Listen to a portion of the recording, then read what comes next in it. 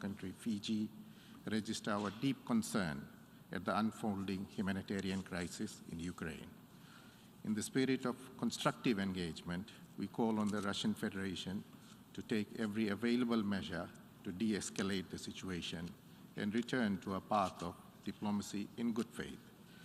We welcome the dialogue between Ukrainian and Russian governments and call for an immediate ceasefire, safe and unhindered humanitarian access to affected areas, and the urgent withdrawal of military forces in accordance with internationally recognized orders.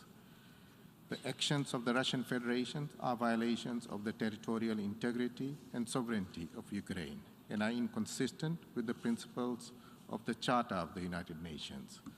We are collectively shocked at the scale of the humanitarian crisis, which has already displaced more than 10 million people. We call on all parties to fully respect international law, international humanitarian law, and the international refugee law, and to uphold human rights. In particular, we call for protection of civilians, civilian infrastructure, medical facilities and personnel, and nuclear sites. We applaud the hospitality of Ukraine's neighbors who have welcomed over 3 million refugees. We urge that civilians fleeing conflict be treated with dignity and without discrimination. We call attention to the particular and disproportionate risk faced by women, girls, and those with disabilities, and those requiring essential medical and social services during the conflict and the displacement. We are concerned equally by the spillover effects of this conflict, particularly heightened food insecurity, higher fuel prices, which are affecting lives, livelihoods, and security across the world, including in the Pacific and other regions. Our Blue Pacific relies on the rules-based international order that has promoted peace amongst our global family for over half a century. The challenges we collectively face today are numerous and will not be overcome without peaceful dialogue. Climate change, COVID-19 must remain at the forefront of our global efforts. Our actions must be guided by established rules and norms. We reaffirm the importance of the rules-based international order and recall the preamble of the UN Charter, which calls us to save succeeding generations from the scourge of war and to reaffirm our faith in fundamental human rights, in the dignity and worth of the human person, in the equal rights of men and women of nations large and small. I thank you. I thank the distinguished representative of Fiji speaking on behalf of the Pacific Islands Forum.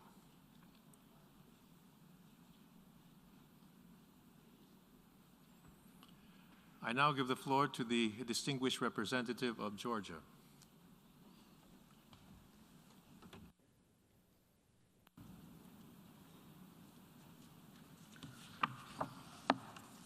Thank you, Mr. Vice President.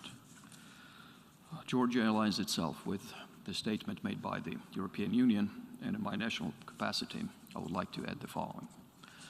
Excellencies, we have gathered today at yet another emergency session on Ukraine, this time to address the devastating humanitarian consequences that are unfolding in Ukraine following the Russian aggression. Following a month of unprovoked and unjustified war on Ukraine, when hundreds of innocent civilians have been killed, including more than 100 children. Massive, indiscriminate, and targeting shelling of Ukrainian cities and towns have reduced to rubble schools, kindergartens, medical facilities, and residential buildings, among others. And there are over 3.5 million Ukrainians forced to flee to seek the shelter in the neighboring countries, and about 6.5 have turned into the internally displaced persons. These numbers already signal the looming unprecedented humanitarian disaster in Europe and beyond. Georgia strongly condemns Russia's unprovoked, unjustified, premeditated aggression against Ukraine in blatant violation of international law, the Charter of the United Nations, and the Helsinki Final Act.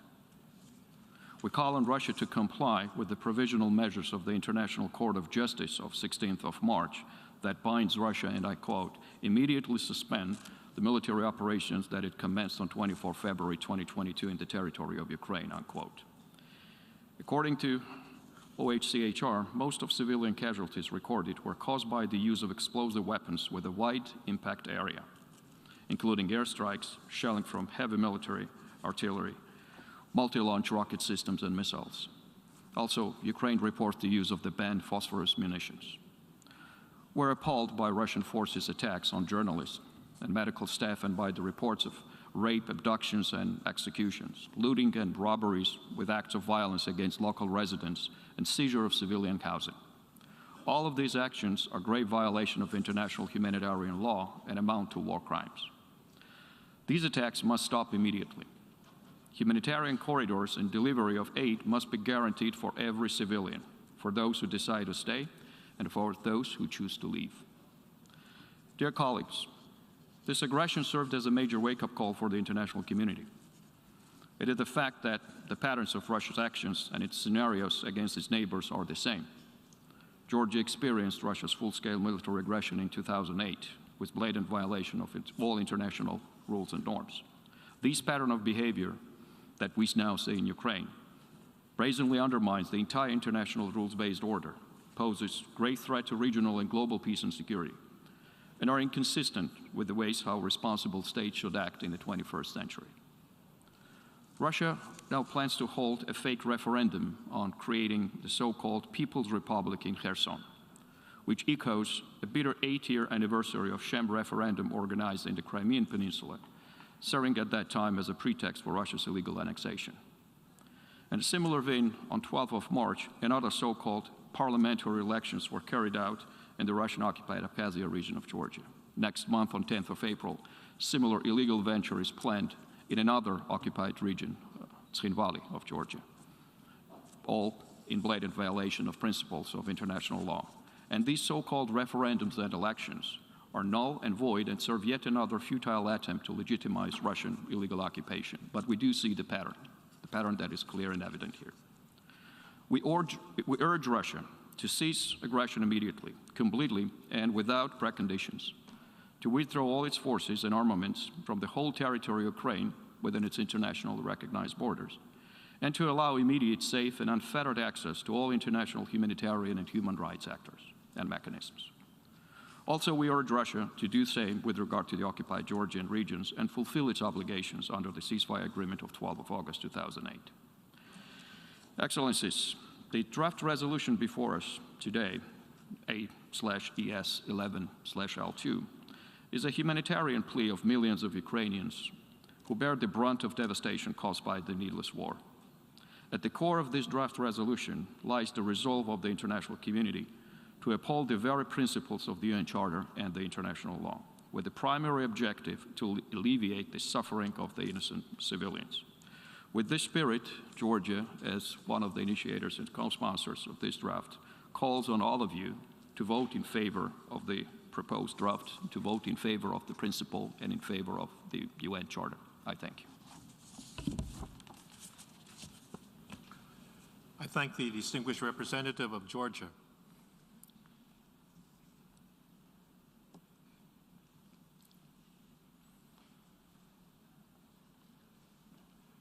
I now give the floor to the distinguished representative of Bulgaria. Thank you, Mr. President. Bulgaria aligns itself with the statement delivered on behalf of the European Union. I would like to highlight a few points in my national capacity. Mr. President, it is the second time in less than a month that we have found ourselves compelled together and to address as a matter of urgency the military aggression of the Russian Federation against Ukraine. Only this time, the picture is even bleaker. Since the early morning of 24th February, when the Russian Federation initiated this senseless, unprovoked, and unjustified military aggression against Ukraine, in complete violation of the international law and the principles of the UN Charter, the lives of millions of Ukrainians have been literally destroyed. In less than a month, more than 3.5 million people, mostly women and children, have been forced to flee their homes in Ukraine and to seek refuge in neighboring countries. An additional 6.5 million people have been internally displaced, and according to the International Organization for Migration, this is not the first displacement for some 13% of them. Since February 24th, over 100,000 Ukrainians have passed through Bulgaria, and more than 50,000 people are currently seeking refuge. The tragedy is that these figures pale in comparison to the overall picture. To put it into perspective, for some countries in this room, 50,000 people constitutes their entire population, or more than their entire population, and yet those numbers seem negligible.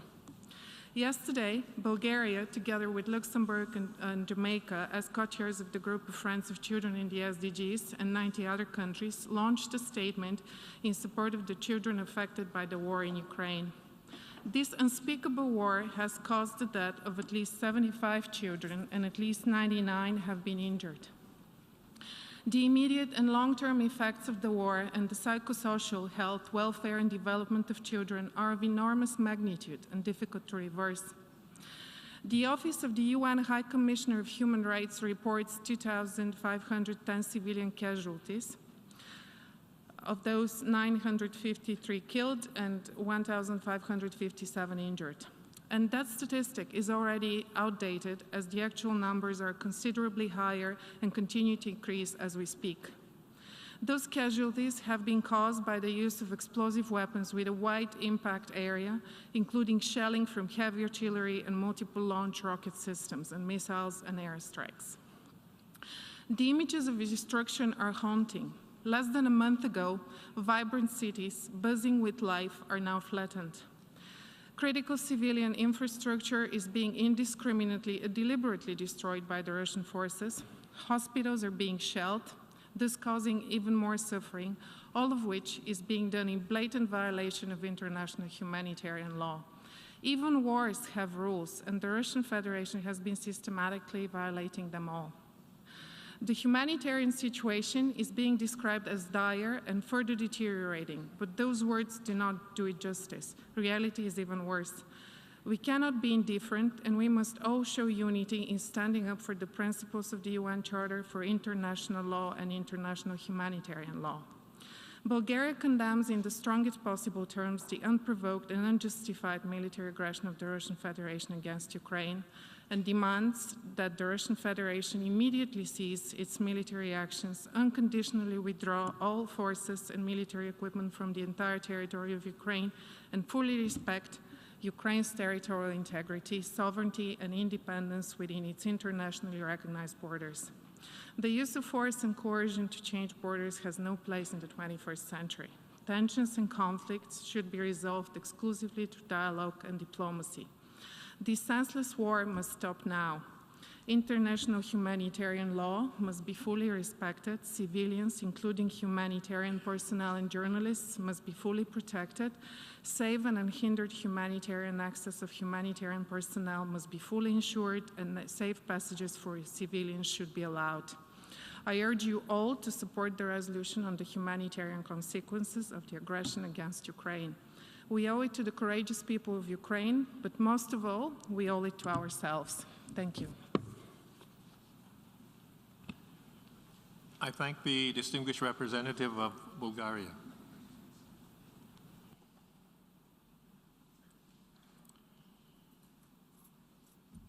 I now give the floor to the distinguished representative of Italy.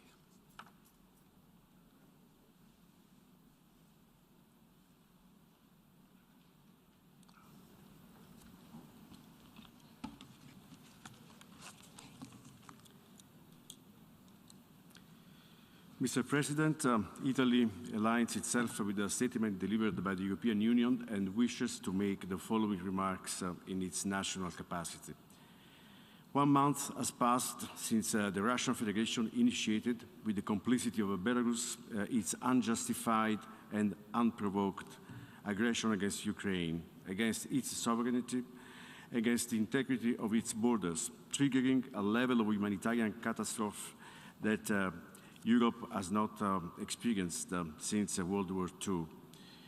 Over these 4 weeks, we have seen a growing number of civilian casualties, including women and children, and millions of people fleeing their homes, internally displaced or seeking refuge in neighboring countries that are showing incredible and commendable solidarity. The war has extended to highly populated cities, where the use of explosive weapons is causing unbearable human suffering.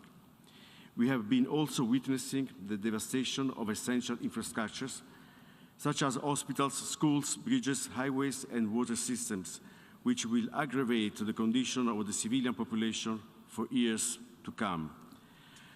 Notwithstanding this dramatic situation, and in total disregard of the appeals repeatedly made by the Secretary General and of the resolution adopted by the General Assembly on March 2nd, the Russian aggression continues to unfold, further challenging the basic principles of international humanitarian law. At the same time, the Security Council continues to be unable to address the situation in Ukraine, including its huge humanitarian consequences due to the behavior of one of its permanent members, which happens to be the initiator and the sole responsible of this war. This is the reason why a cross-regional group of member states, including Italy, requested the resumption of this emergency special session. If the Security Council cannot act on such a fundamental question, the General Assembly has the right and the obligation to retake the initiative. To protect the civilian population in Ukraine, it is essential that Russia immediately stops this aggression, guarantees the safe passage of civilians, the unimpeded access to humanitarian assistance, and urgently and genuinely engaged in negotiations for peaceful resolution. These are the main contents of the draft resolution that a cross-regional group of member states has submitted to this meeting of the emergency special session, and that already enjoys the support of a high number of co-sponsoring states. We trust that in face of this unbearable humanitarian tragedy occurring in the heart of Europe, the General Assembly will respond, as it did on the 2nd of March, with a great display of cohesion, sense of responsibility, and determination. And it should also be kept in mind that this war of aggression is seriously affecting food security in different parts of the world. This is the time to act without hesitation, reaffirming the imperative and erga omnes character of international humanitarian law, while maintaining at the same time a clear and unequivocal distinction between the aggressor and the victim. Let me conclude, Mr. President, my intervention by reaffirming our full solidarity with the millions of people suffering from this war of aggression. Together with European partners and allies, Italy will continue to do its part in providing humanitarian assistance and will continue to stand with Ukraine and its people. I thank you. I thank the distinguished representative of Italy.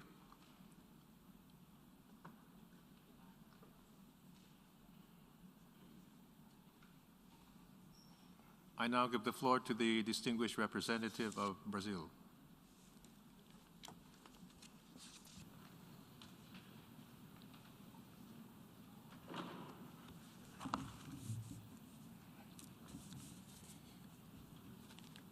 Mr. President, as the conflict in Ukraine lingers on, the dire humanitarian situation in the region is further deteriorating. Brazil is deeply concerned with the growing reports of civilian casualties, including children, as well as the increasing flows of refugees and internally displaced people. Joining the efforts to alleviate the refugee crisis in Europe, Brazil quickly implemented a humanitarian visa policy for people fleeing the conflict in Ukraine. For the past weeks, our embassies in the regions have been granting special visas for Ukrainians and stateless persons, many of whom have already arrived in Brazil. Moreover, in response to the most pressing needs for humanitarian assistance, the Brazilian government has sent last week a donation encompassing water purifiers, around 9 tons of food, and half a ton of medical items, totaling approximately 2,000 items. With the assistance of the Embassy of Brazil in Warsaw, the supplies were landed at that capital and delivered to Ukraine in coordination with the country's authorities. The international community must come to the assistance of the people most in need, not only those directly afflicted by the hostilities in Ukraine territory, but also the refugees in neighboring countries. Mr. President, there is no question about the immense human suffering and devastation caused by armed conflicts. Hence, cessation of hostilities is still the best way to minimize their humanitarian consequences. The conflict in Ukraine may also have a devastating impact on food security, disrupting food systems and increasing the risk of hunger for the entire world, particularly for developing countries. Once again, Brazil reiterates its call for the immediate cessation of hostilities in Ukraine. Brazil is also concerned about the indiscriminate imposition of broad economic sanctions, whose negative impacts will affect all countries, putting additional hardship to already strained economies recovering from the pandemics. In the end, the most vulnerable will suffer the consequences of measures proved to be mostly ineffective. Mr. President, while the conflict is still ongoing, all parties must fully abide by international humanitarian law. Parties must always uphold the principles of distinction, proportionality, precaution, and humanity. Brazil encourages increased dialogue between Ukraine and Russia to agree on clear and concrete parameters to implement their obligations under international humanitarian law as a means to increase the safety of civilians and of humanitarian personnel. Civilians wishing to flee the hostilities must be able to do so in safety, and those who decide to stay cannot become targets of attacks. In the same vein, parties must grant safe passage to relief consignments to those in need.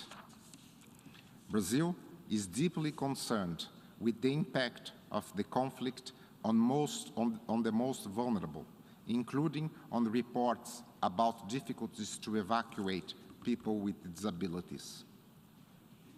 International humanitarian law aims to safeguard human dignity even in the worst scenarios of conflict. They are the bare minimum that should unite rather than divide us. The reasoning behind it is clear. No matter the causes of a conflict, once it erupts, civilians must be spared, the wounded must receive medical care, humanitarian assistance must reach those in need, and detainees must be treated humanely in all circumstances. The rules of war are not optional.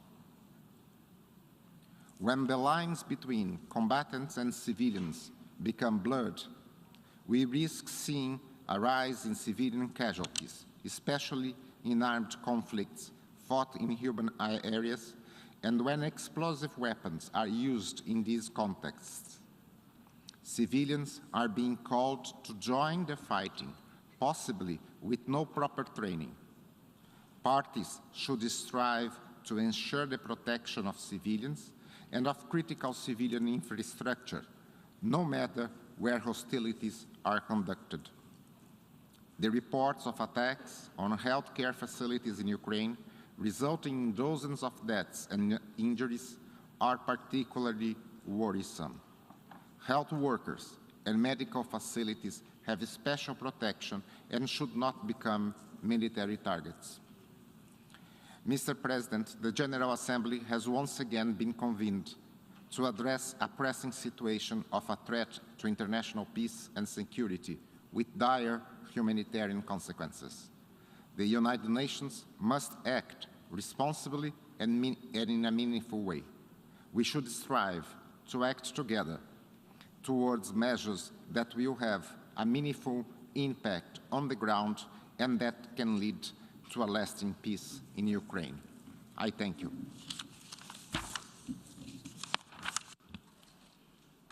I thank the distinguished representative of Brazil.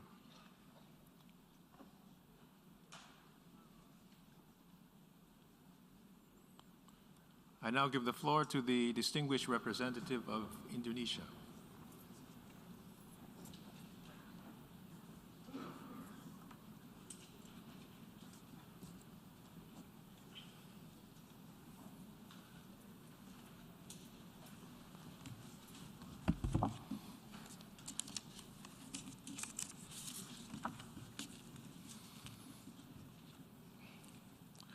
Thank you, Mr. President. After our last meeting earlier this month, it is disheartening that today we again have to meet to address the deteriorating humanitarian situation in Ukraine. As we speak, millions of innocent civilians are caught in the crossfire, trapped between bleak options of having to leave their home or trying to survive in increasingly dangerous and dire conditions. Many civilians have already had to pay the ultimate price. In many parts of the country, basic public services are no longer available. Key infrastructures are being destroyed at an alarming pace. It will take years and tremendous amount of resources to rebuild. Mr. President, the world is looking to the UN to take action, to help alleviate the suffering of the innocents, to save lives. We have the responsibility to send a clear and united message to all parties. First, they must spare no efforts to stop the war. They must take immediate steps to de-escalate, stop the hostilities, and establish a sustainable ceasefire. Second, international humanitarian law must be respected, including its provision regarding protection of civilians and civilian infrastructures. Humanitarian assistance must be given access to all people in need in all areas without exceptions. Safe passage must be guaranteed. Civilians wishing to leave and evacuate from Ukraine must be facilitated. Third, dialogue and negotiation must be intensified. Lasting peace will only come from the negotiating table.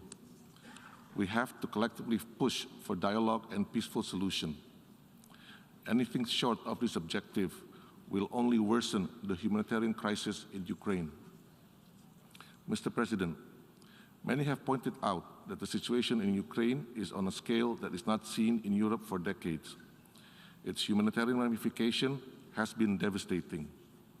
While war in its nature is divisive, the question for us today, can we be united in this august body to address the humanitarian crisis in Ukraine?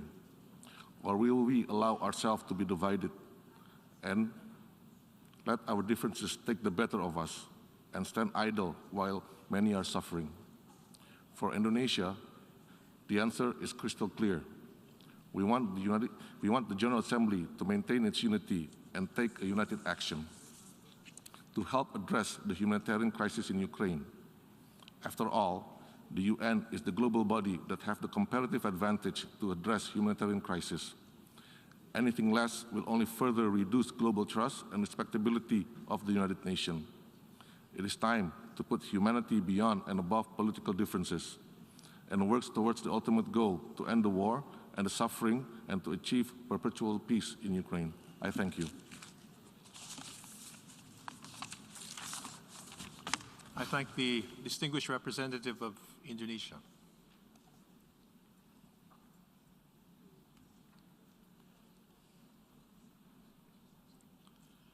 I now give the floor to the distinguished representative of Thailand.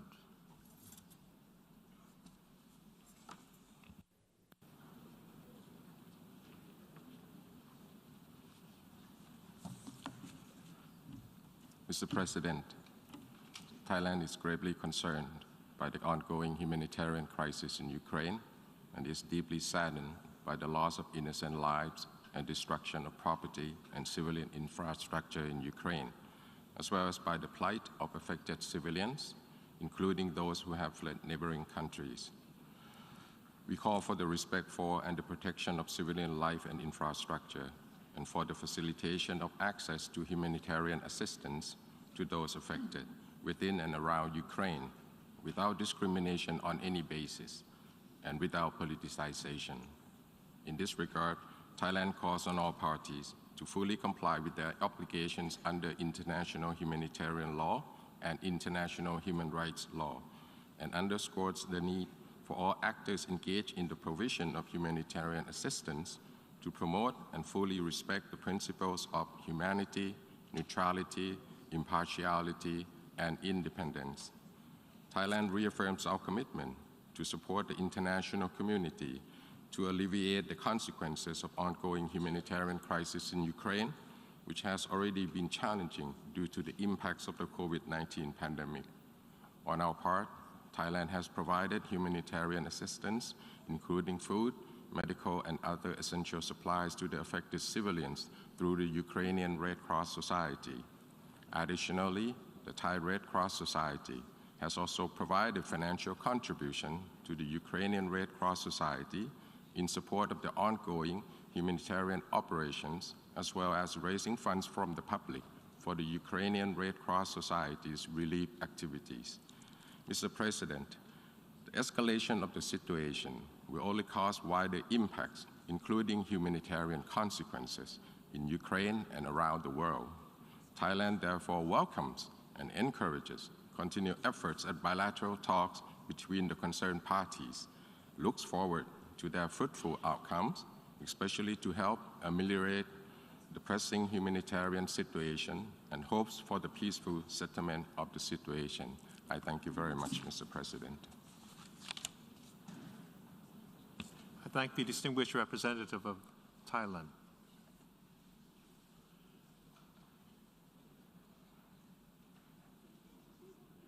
I now give the floor to the distinguished representative of the Dominican Republic.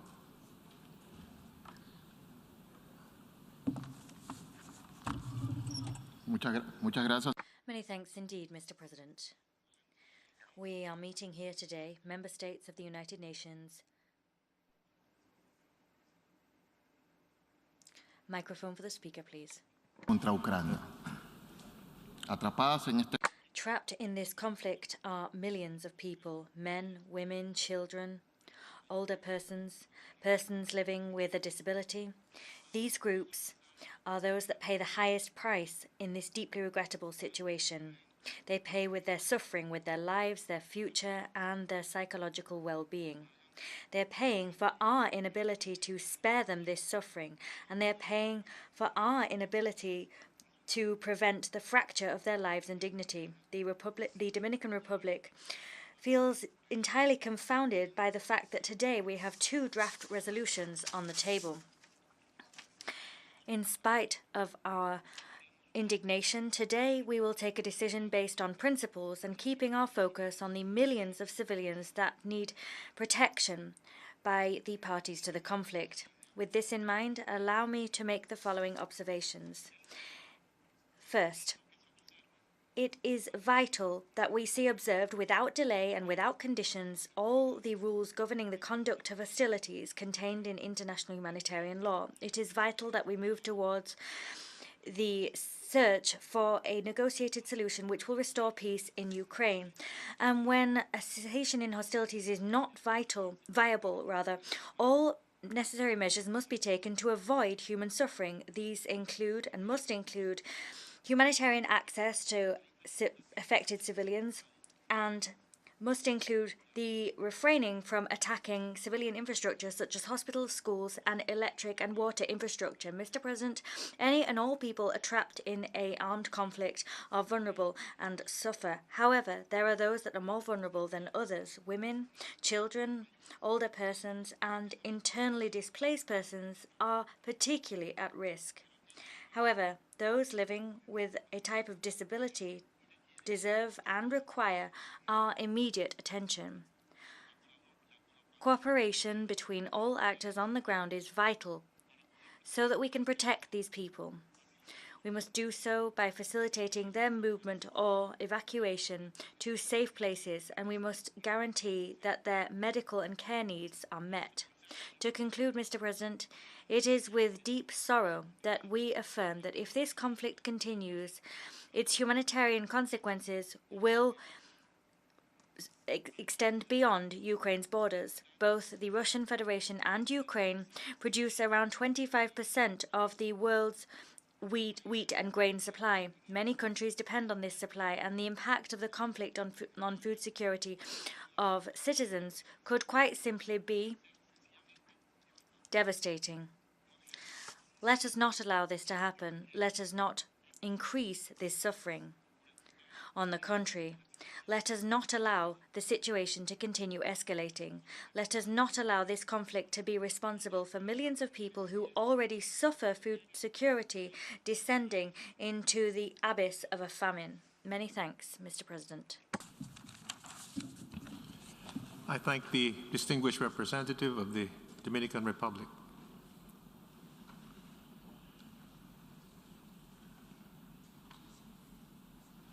I now give the floor to the distinguished representative of Albania.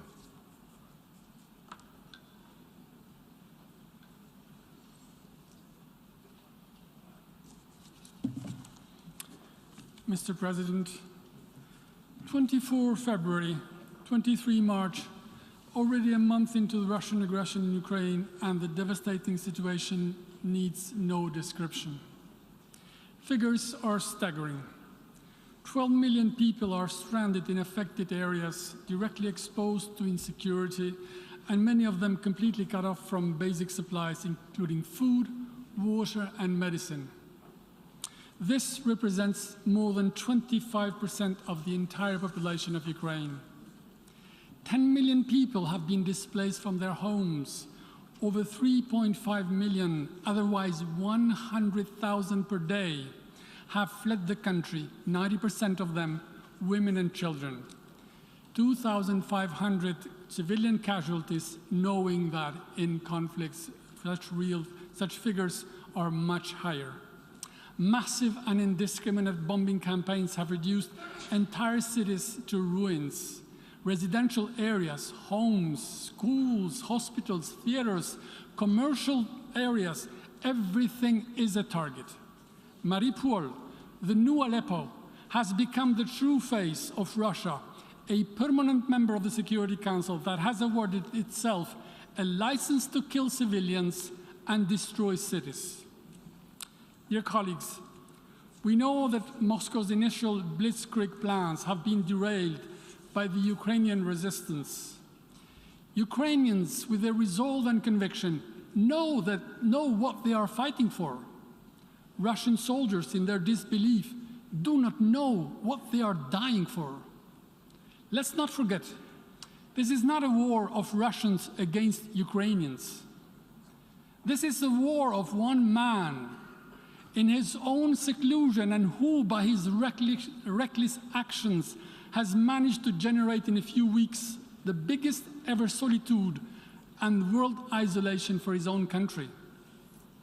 History has seen more than once failed efforts by strong men to rewrite history, but with their crimes only ending up being their epitaph. Dear colleagues, this war, fueled by hubris, narcissism, and paranoia, is systematically, methodically, and cold-bloodedly devastating Ukraine. The massive refugee crisis is a serious and profound challenge to Europe. But this cynical blackmail is doomed to fail, just as the one on West Berlin failed in 1948. Yet this crisis is affecting the entire world, especially the developing countries. The very sharp rise of prices of basic commodities because of the war is making the poor poorer, the vulnerable more vulnerable. No one can call this an unintended consequence because it was known. This is what Russia is further inflicting to Ukraine and to the world. Dear colleagues, Albania has co-sponsored this draft resolution on aggression against Ukraine. We wish it could be implemented to help protect civilians But we doubt, if approved, and I hope we will, that it will be respected by Russia.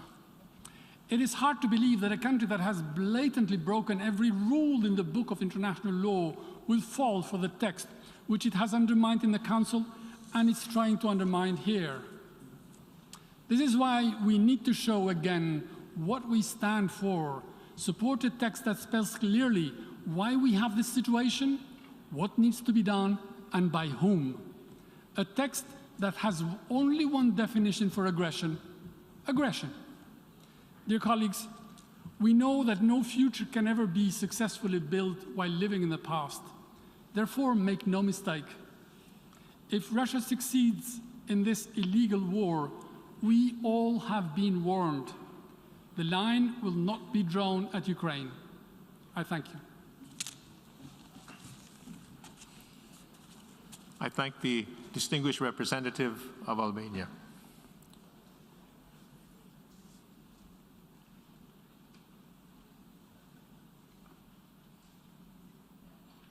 I now give the floor to the distinguished representative of Poland.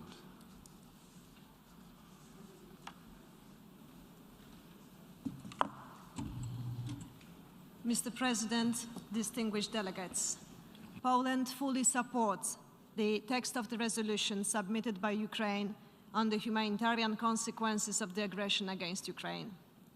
We align with the statement delivered by the European Union and would like to complement it with our national perspective. Humanitarian situation in Ukraine is deteriorating at an alarming scale. UN OCHA estimates that 12 million people are expected to be in need of humanitarian assistance, which means that almost 30% of the entire population of the country will require aid.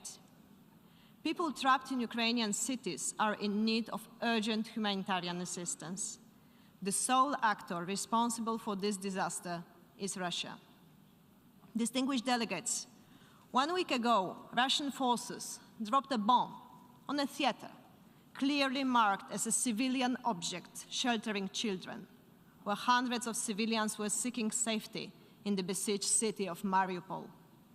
This is a clear manifestation that Russia deliberately creates humanitarian catastrophe in Ukraine and blatantly disregards the principles of international humanitarian law. Within the last days, we are witnessing brutal and inhumane tactics of the Russian army aimed at terrorizing the civilian population by indiscriminate attacks on civilians and civilian infrastructure, depriving them even of access to potable water and electricity.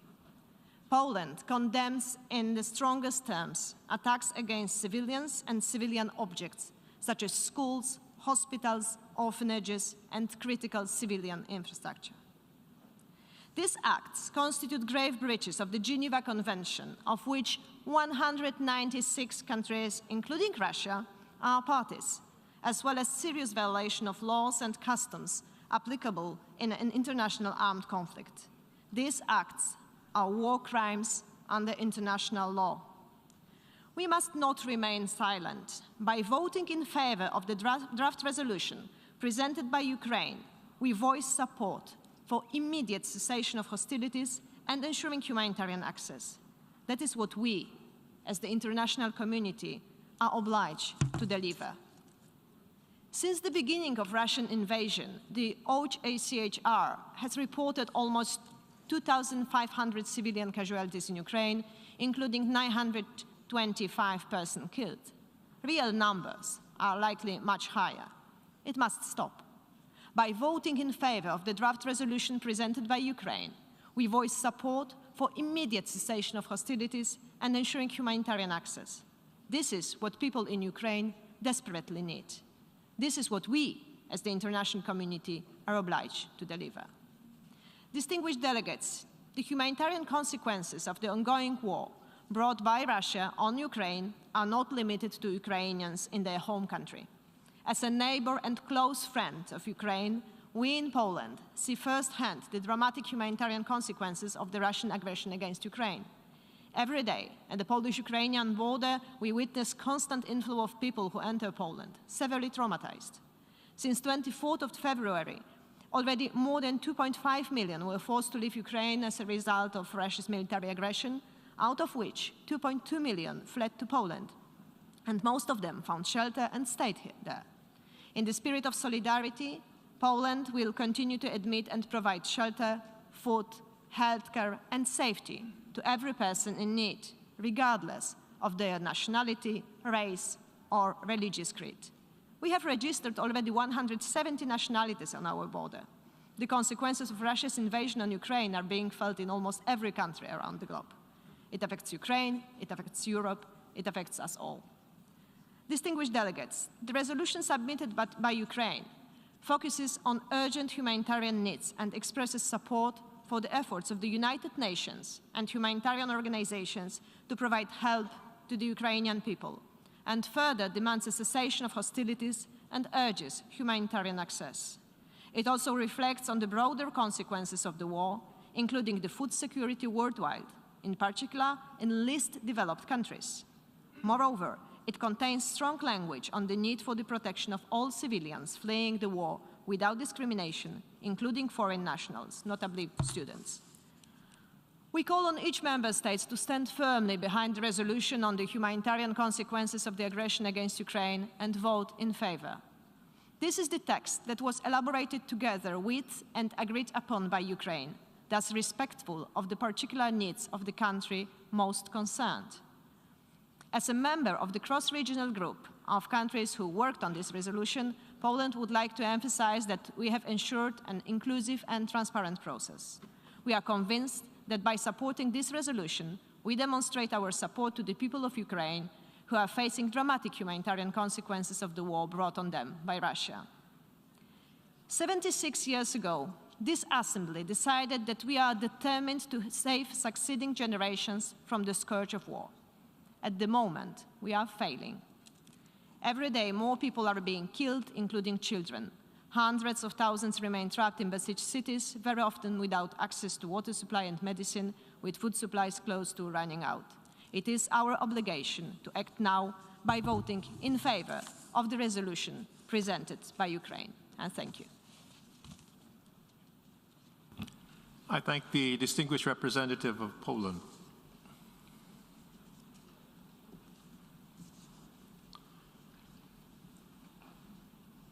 I now give the floor to the distinguished representative of Chile.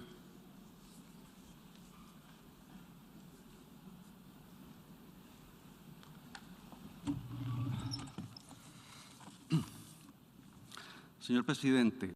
Mr. President, Chile reiterates once again its total condemnation of the Russian Federation's invasion of Ukraine. Since the historic special session of this General Assembly, which began on the 28th of February, the situation on the ground has worsened dramatically, and we're seeing even the use of new missiles with staggering destructive capacity. Moreover, we've seen an increase in the bombing of hospitals, schools, and residential neighborhoods in which civilians could still be found. Mr. President, Chile supports and has co-sponsored the resolution entitled Humanitarian Consequences of the Aggression against Ukraine. This resolution focuses on the devastating humanitarian consequences that we're witnessing. We're co-sponsoring this resolution because that is what we're being asked to do by the civilian victims of the cruel land and air attacks waged by the Russian Federation. International law and international humanitarian law and the human rights doctrine signal to us the instruments to be used in cases such as that we're witnessing in Ukraine. The resolution submitted to a vote indicates which instruments would be appropriate for use in situations such as these. These include, inter alia, the cessation of any attack against a civilian population, the most robust protection possible for civilians, including humanitarian personnel, journalists, and persons in vulnerable situations, including women, girls, and boys, and the protection as well of medical material and personnel, their means of transport, and of hospitals. Moreover, such instruments include guaranteeing the security, dignity, human rights, and fundamental freedoms without any type of discrimination, both on Ukrainian territory and the territory of those countries in which refuge is being sought, of all persons fleeing the conflict and the violence, regardless of their status. Measures also include the total condemnation of any and all act, manifestation, or expression of racism, racial discrimination, xenophobia, and forms of intolerance against persons on the move, including refugees. We must also ensure security guarantees for humanitarian corridors. Mr. President, today, as an international community, as human beings, we have the responsibility to protect the civilian population and to protect the civilian population affected by this conflict, which is the fruit of an act of aggression, and we must guarantee humanitarian aid for them. Consequently, we thank all member states that are today hosting the more than 4 million people that have been forced to abandon Ukraine as a result of this conflict. Before concluding, my country wishes to reiterate its appeal to all parties to continue conversations. Once again, we urge the peaceful and immediate resolution of the conflict between the Russian Federation and Ukraine. This solution must be found through political dialogue, negotiations, mediations, and other peaceful means in accordance with international law. Many thanks, Mr. President. I thank the distinguished representative of Chile.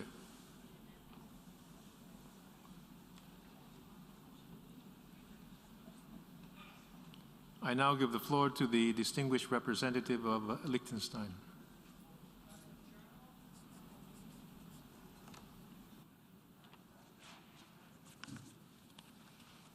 Thank you very much, Mr. President. We welcome the reconvening of the emergency special session on the situation in Ukraine. 3 weeks ago, this Assembly issued a clear call with respect to the aggression against Ukraine by an overwhelming majority. It asked for the immediate cessation of hostilities, as well as the complete and immediate withdrawal of all troops from Ukraine, with a view to creating the necessary space for genuine diplomacy, as well as a credible and fully inclusive peace process. The reaction of the Russian Federation shows a complete disregard for the multilateralism embodied in the decision of this Assembly and of the order of the International Court of Justice of March 16th. Not only has it failed to heed the unequivocal call from this Assembly, it has engaged in further military escalation. Mr. President, in Ukraine, we see in the starkest possible terms the axiom that whenever war begins, war crimes follow. The aggression committed against Ukraine must therefore remain front and center in our discussions as we address its consequences, as well as the individual criminal responsibility it entails for persons in leadership positions. Incalculable suffering has been visited on Ukraine since this Assembly last met. It is not only that the civilian population has borne the brunt of its impact, civilians have increasingly been targeted by the Russian armed forces in blatant violation of the most fundamental principles of international humanitarian law: military necessity, distinction, and proportionality. A large part of the civilian population has been forcibly displaced as a result. The onslaught on Mariupol is particularly appalling and eerily reminiscent of the notorious assault on Aleppo in its indiscriminate attack on civilian infrastructure and the infliction of mass civilian casualties as a method of warfare. Mr. President, all of this extends far beyond the discussions we are engaged in today. It is a frontal rejection of multilateralism that this Assembly embodies, and that is so urgently needed to address other challenges of our time, from fighting climate change to overcoming the devastating impact of the COVID-19 pandemic and the inequalities exacerbated by it, to addressing humanitarian and other emergencies in all parts of the world. The people of Ukraine are the primary victims of this war, but its impact is already felt around the globe. The attack on a major agricultural producer will be devastating for global food security. The forthcoming growth in military expenditure will make for a more dangerous world. There will be massive fallout on agendas that were already in a fragile state before the aggression against Ukraine, from the abolition of nuclear weapons to achieving the SDGs. All of this cannot be undone in its entirety, but the effects can be mitigated by one measure: an immediate end of the invasion, as this Assembly has requested. Mr. President, in response to the aggression, there has been an unprecedented way in which governments and private sectors have come together to stand up for the fundamentals of the post-World War II order. This is a positive takeaway if we can apply it to other challenges in the future. The resolution this Assembly passed on March the 2nd has resonated in a powerful manner around the globe. This Assembly has proven its ability to act decisively when the Charter is under threat. The present crisis can be a defining moment for this Assembly and its ability to show leadership that will be required with respect to other challenges. Mr. President, this organization has extensive experience in the area of humanitarian assistance, including in the most difficult of circumstances. This Assembly and other relevant UN bodies have set the ground rules for the delivery of humanitarian assistance. The relevant rules defined in international humanitarian law are universally accepted. Nevertheless, we are called upon today to ask for these rules to be respected.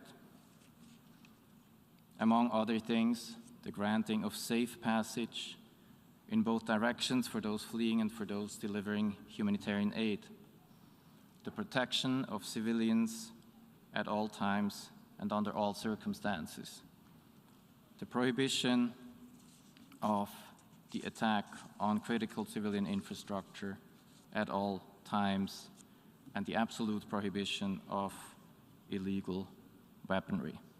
Mr. President, we support the effort reflected in the resolution before us to uphold core humanitarian objectives in the context of its call upon the Russian Federation to cease hostilities against Ukraine. We have therefore co-sponsored resolution L2 before this Assembly and hope that this Assembly will vote with an overwhelming majority in support of it. I thank you. I thank the distinguished representative of Liechtenstein.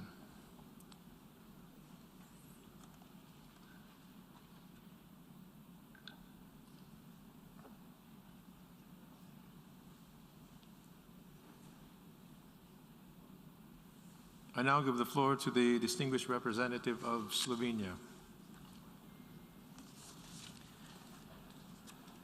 Thank you, Mr. President. Slovenia aligns itself with a statement delivered by the European Union, and I would like to make the following remarks in our national capacity. Mr. President, this is not the time to turn a blind eye to the humanitarian tragedy of millions of people of Ukraine. We, the international community, must act now in unity and mobilize all resources and efforts to stop military aggression of the Russian Federation on Ukraine and its people that has created an unprecedented humanitarian crisis. Mr. President, indiscriminate shelling, bombing of civilian targets and infrastructure constitute grave violation of international humanitarian law.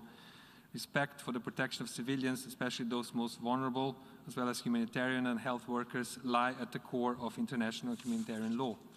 There should be no impunity for any violation of humanitarian and human rights law. Accountability needs to be ensured.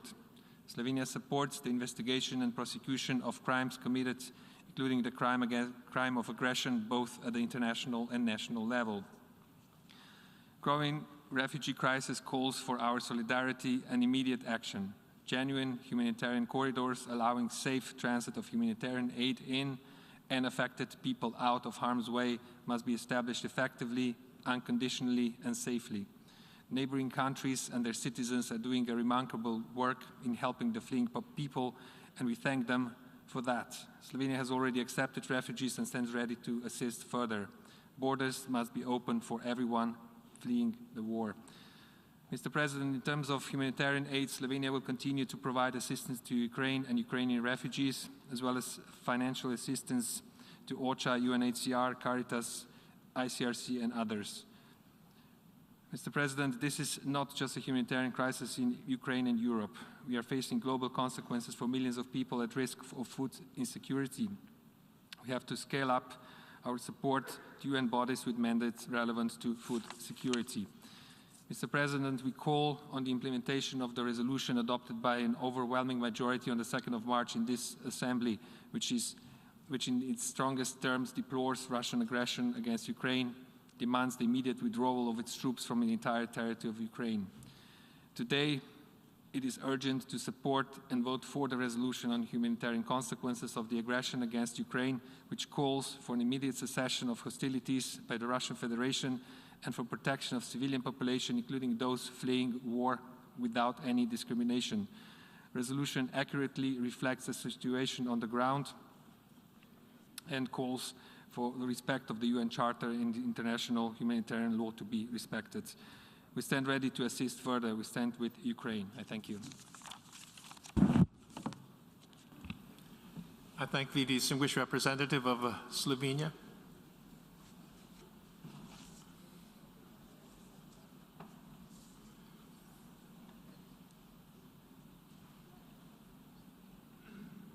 I now give the floor to the distinguished representative of Ecuador.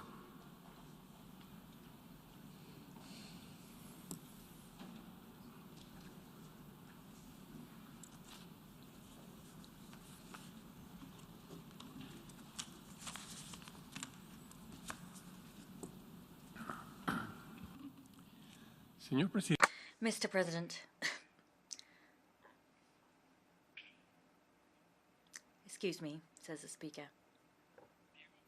Diego is the name of the Ecuadorian student of 20 years of age that arrived in Ecuador yesterday, fleeing the shelling, the explosions, and the tragedy sparked by the military aggression against Ukraine. Diego took shelter in a bunker and learned to live from day to day in the midst of a conflict which was alien to him. He's also a living witness of the fact that the special military operation is nothing other than a clear invasion of Ukraine, of its people, and an act of aggression against the United Nations Charter. Around 700 Ecuadorians, including Diego, were successfully evacuated by my government in 3 humanitarian flights.